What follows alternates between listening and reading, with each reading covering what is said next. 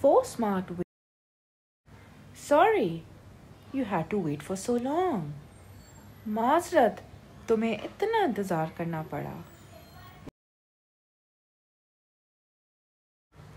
That's okay. कोई बात नहीं.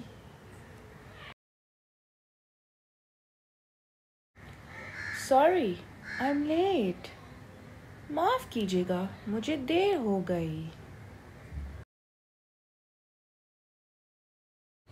It's okay. We just got here.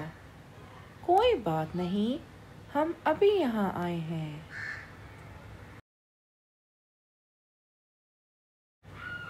I'm sorry for waking you up from sleep. मैं आपको नींद से बेदार करने के लिए माज़रत ख्वाह हूँ.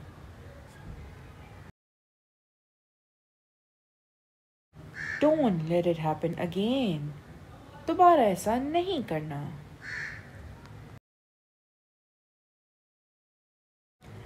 Sorry, I pushed you. I'm at fault. माफ़ कीजिएगा, मैंने आपको धक्का दिया. मेरी गलती है. Never mind. I didn't get hurt.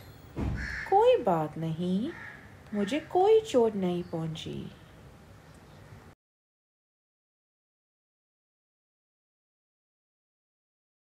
Thank you for watching. अगर आप फ्री इंग्लिश कोर्स जीतना चाहते हैं तो कमेंट में इंटरेस्टेड लिखें और लाइक एंड सब्सक्राइब करना ना भूलें. Thank you.